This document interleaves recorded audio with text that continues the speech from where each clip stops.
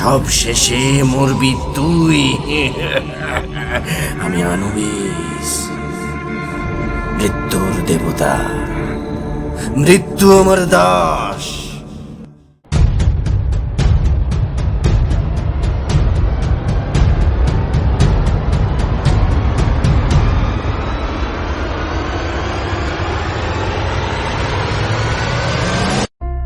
নমস্কার শ্রোতা বন্ধুরা, আপনারা শুনছেন গল্প গনুঠে।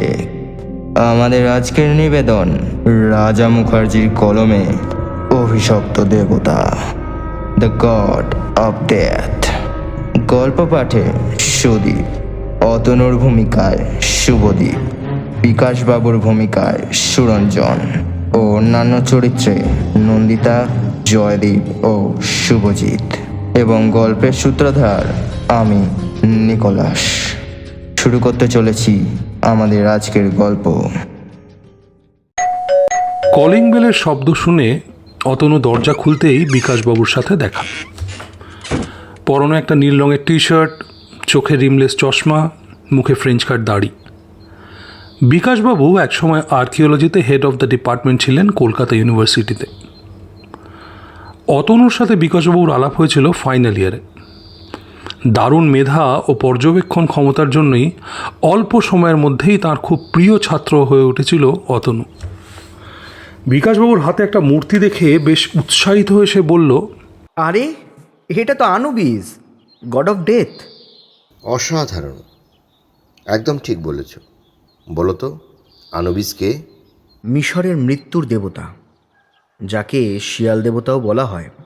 বাহ, ব্রিলিয়ান্ট। আজ এটা আমি তোমাকে দিলাম উপহার হিসেবে। আমার মিশরীয় সভ্যতার গবেষণার কাজে তোমার অভূতপূর্ব অবদান ভোলার নয়। আমার গবেষণাপত্রে বিদেশি সংস্থার তরফ থেকে আমাকে প্রচুর প্রশংসা করা হয়েছে, আগ্রহ প্রকাশ করেছে। আর তোমার অক্লান্ত পরিশ্রম ও সাহায্য না থাকলে আমি এই কাজ শেষ করতে পারতাম না। সেই জন্য আমার জীবনের সব থেকে মূল্যবান সম্পদটা ভালোবেসে তোমাকে দিলাম। অতি যত্নে রেখো এটাকে। থ্যাংক ইউ স্যার, অনেক অনেক অভিনন্দন জানাই আপনাকেও।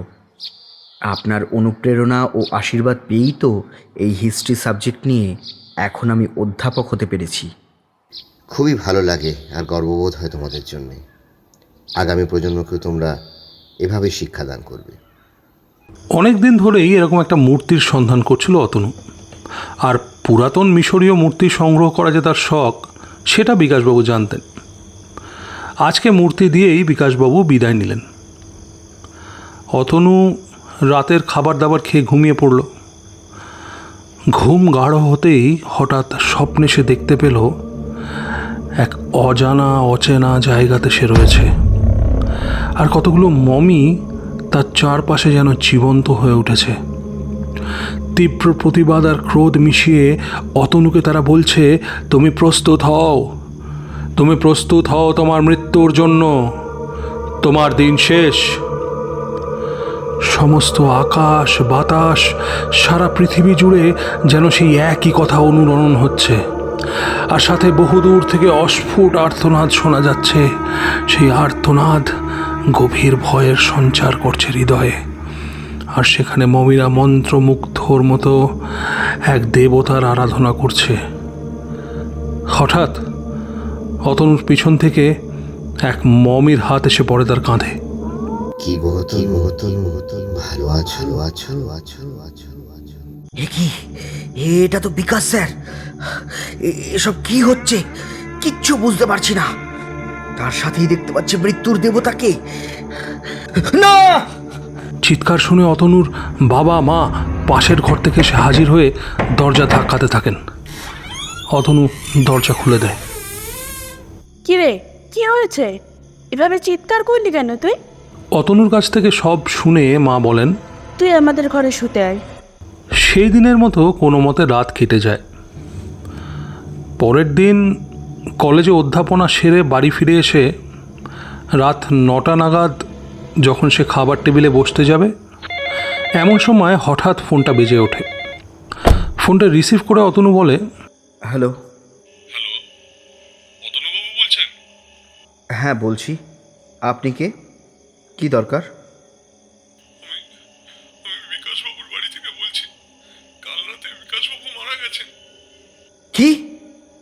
করে এমন হলো? কি হয়েছিল না? কাল পর্যন্ত তো তিনি সুস্থই ছিলেন।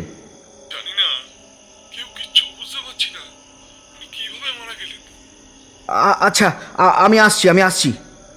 এই বলে ফোনটা রেখে দিয়েই বিকাশবাবুর বাড়ি যাওয়ার জন্য রেডি হওয়ার আগে বলল, মা, কিছু বলতে হবে না, আমি সব শুনেছি। একটা কথা বলবো? কি? মূর্তিটা তুই আর ঘরে রাখিস না বাবা। কালকে তোর সমস্ত কথা শোনার পর আমি এটা বলতে বাধ্য হচ্ছি। আগে তো এরকম কখনো তোর সাথে হয়নি। তুই মূর্তিটা ফেলে দে। না, এটা স্যারের জীবনের শ্রেষ্ঠ প্রাপ্তি, যা উনি অতি যত্ন সহকারে আমাকে দিয়েছেন। আর এই মুহূর্তে এটাই ওনার শেষ স্মৃতি আমার জন্য। তাই কোনো মতে আমি এটা ফেলতে পারবো না। অতনু আর দেরি না করে রেডি হতে ঘরে ঢুকে পড়ে। স্যারের বাড়ি যাওয়ার জন্য তৈরি হচ্ছে, কিন্তু এমন সময় হঠাৎ আয়নাতে দেখতে পেল অতনুর কোনো প্রতিবিম্ব নেই। সেখানে রয়েছে বিকাশ স্যার, আর তার হাতে মৃত্যুর দেবতা আনুবিস।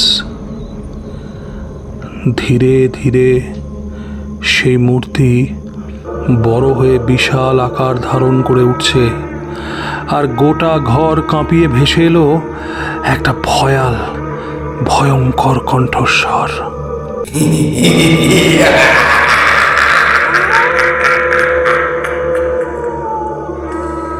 মরবে,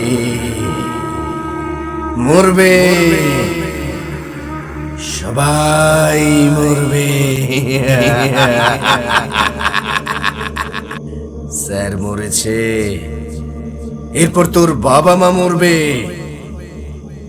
তারপর একে একে তোর পছন্দের সবাই মরবে, আর সব শেষে মরবি তুই।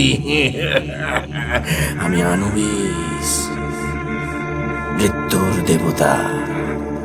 মৃত্যু আমার দাস। আমি যেখানে যাই, মৃত্যু তাদের ছায়া সঙ্গী হয়। মরবে, সবাই মরবে, সবাই মরবে।